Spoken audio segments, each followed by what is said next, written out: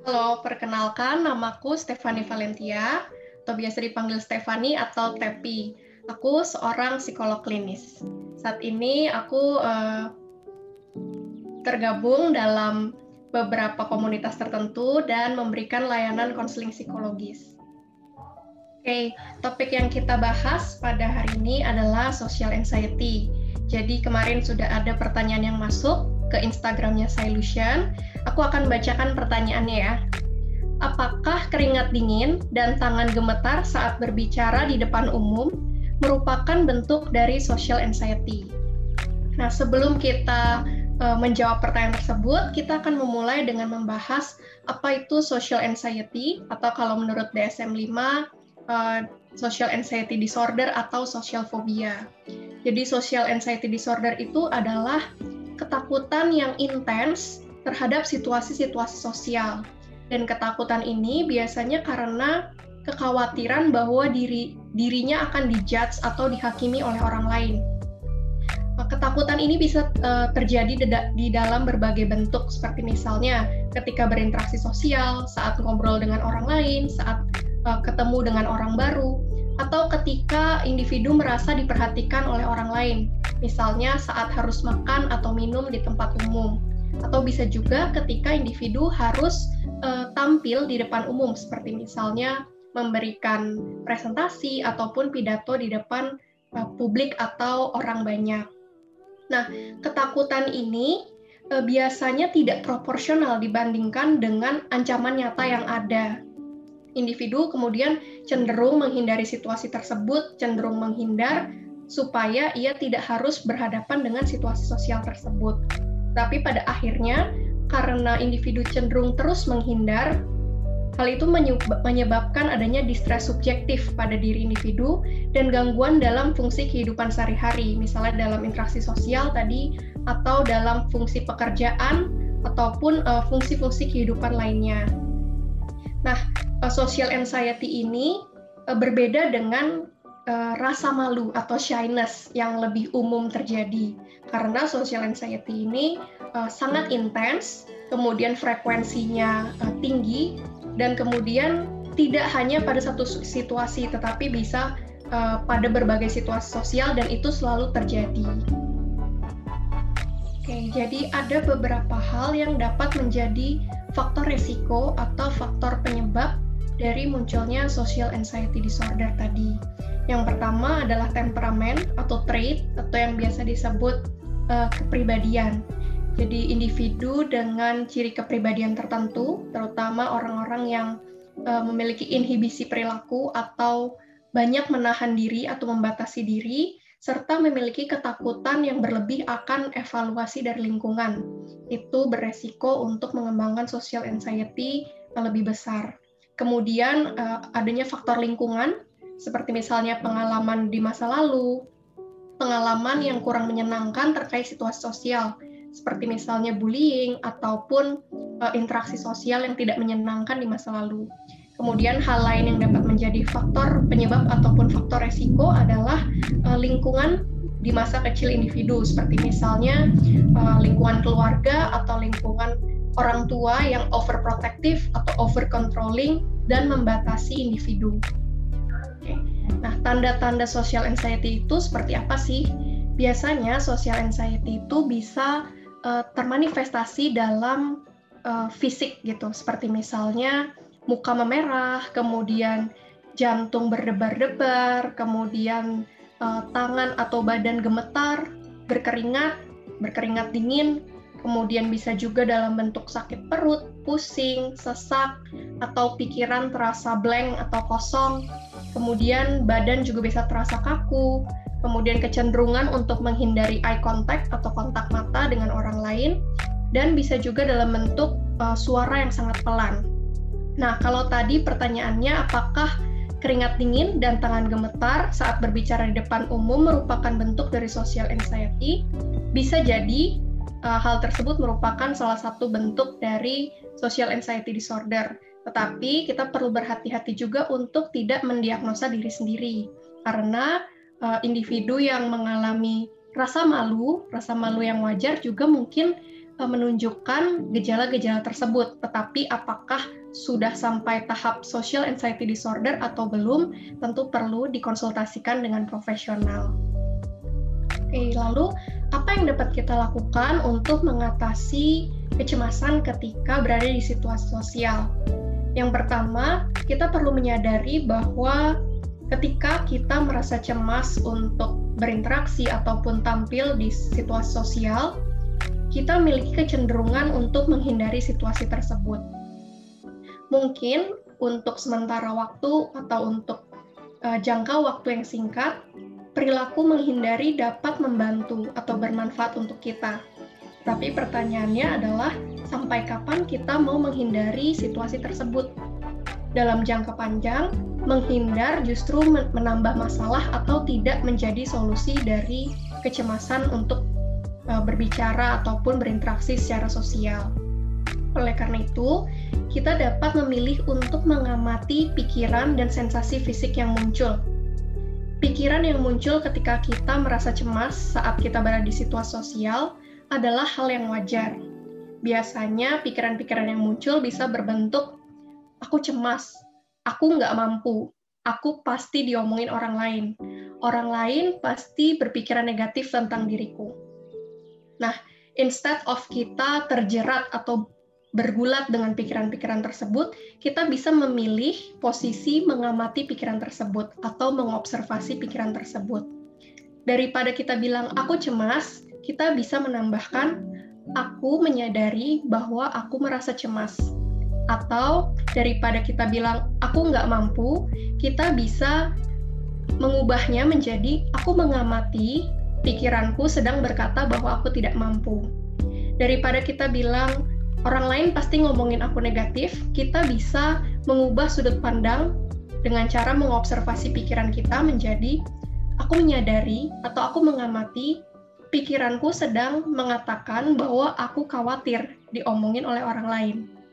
Jadi bayangannya, seolah-olah kita sedang melihat diri kita sendiri dari mungkin TV atau layar kaca, kita sedang melihat diri kita yang sedang merasa cemas. Ada perbedaan antara saya cemas dengan saya menyadari bahwa saya cemas. Karena ketika kita bilang saya cemas, kita mengidentifikasi diri kita dan identitas kita sebagai kecemasan tersebut. Hal tersebut tentu tidak kita inginkan. Yang kita inginkan adalah kita menyadari bahwa kita sedang merasa cemas, dan cemas itu adalah hal yang wajar. Itu adalah cara yang pertama, yaitu untuk mengobservasi pikiran dan sensasi fisik yang kita rasakan. Yang kedua, setelah mengamati pikiran dan sensasi fisik kita juga bisa mengamati lebih lanjut dalam jangka yang lebih panjang. Seperti misalnya, kita bisa mengamati pikiran kita saat sebelum kita perlu berinteraksi sosial, saat kita sedang berinteraksi sosial, dan saat sesudah kita berinteraksi sosial. Uniknya, ketika kita memiliki kecemasan, pikiran kita ini juga tidak banyak berbeda. Dalam artian, sebelum kita melakukan interaksi sosial, biasanya pikiran kita akan mengatakan hal-hal seperti, kamu nggak akan bisa, kamu pasti akan diomongin orang lain pasti nggak suka dengan kamu akan mendapatkan evaluasi negatif. Itu sebelum kita berinteraksi sosial. Pada saat kita berinteraksi sosial pun, pikiran kita juga akan tetap mengkritik diri kita. Seperti misalnya, tuh kan kamu tadi gagap ngomongnya, tuh kan tadi kamu salah ngomong, lihat tuh orang-orang ngeliatin kamu karena kamu aneh, atau karena kamu jelek. Dan setelah kita selesai berinteraksi sosial pun, biasanya pikiran kita juga tetap akan mengkritik kita. Seperti misalnya, lihat tadi kamu mengacaukan segalanya, lihat tadi kamu nggak bener ngomongnya, lihat kamu pasti habis ini diomongin sama orang lain. Ternyata ada persamaan, baik sebelum, saat, dan setelah kita berinteraksi sosial, pikiran kita tetap mengkritik kita. Jadi pertanyaannya adalah, apakah kita mau mengizinkan diri kita untuk tidak melakukan hal-hal yang perlu kita lakukan hanya karena pikiran kita mengkritik kita terus? Apa bedanya ketika sebelum, sedang, dan sesudah pikiran kita tetap mengkritik? Jadi daripada kita membiarkan atau mendengarkan pikiran tersebut, Kenapa kita tidak mengizinkan saja pikiran tersebut ada dan tetap melakukan hal-hal yang perlu kita lakukan, hal-hal yang penting bagi kita. Nah, yang selanjutnya, ini adalah teknik yang mungkin bisa digunakan untuk membantu kita sadar pada masa sini kini, atau salah satu teknik mindfulness yang digabungkan dengan teknik relaksasi. Namun tujuan utamanya bukan kepada relaksasi, tetapi lebih kepada mindfulness atau kesadaran pada masa sini kini. Salah satu teknik yang dapat digunakan ketika kita merasa cemas saat harus tampil atau melakukan interaksi sosial adalah progressive muscle relaxation atau relaksasi otot progresif. Bagaimana cara melakukannya? Cara melakukannya adalah kita dapat menegangkan beberapa bagian tubuh tertentu secara bergantian dan kemudian melemaskannya perlahan-lahan. Contohnya, kita dapat menegangkan tangan kita dengan cara menggenggam erat-erat selama mungkin 7 detik, kemudian kita dapat pelan-pelan melemaskannya. Kemudian kita dapat mulai lagi dengan menegangkan otot tangan kita, kemudian pelan-pelan melemaskannya. Hal itu dapat kita lakukan berulang kali supaya kita dapat menyadari situasi atau masa sini kini. Kita tidak terlalu terlarut dalam pikiran-pikiran negatif kita ataupun dalam perasaan yang sangat overwhelming, tapi kita dapat kembali pada situasi sini kini, menyadari sensasi-sensasi fisik yang kita rasakan. Yang selanjutnya adalah melakukan latihan atau mempersiapkan diri. Situasi sosial memang membutuhkan latihan seperti misalnya presentasi ataupun pidato di depan umum. Hal tersebut dapat kita lakukan dengan mempersiapkan sebaik mungkin apa yang perlu kita sampaikan di depan umum. Kemudian setelah itu kita dapat melakukan exposure secara bertahap. Exposure itu ibarat ketika kita mau berenang di kolam air dingin.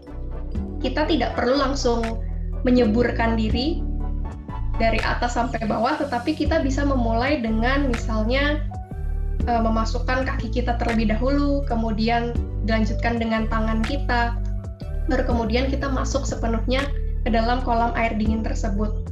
Exposure kita lakukan seperti itu, yaitu kita memulai dengan hal-hal kecil yang mungkin lebih bisa kita atasi atau lebih bisa kita hadapi.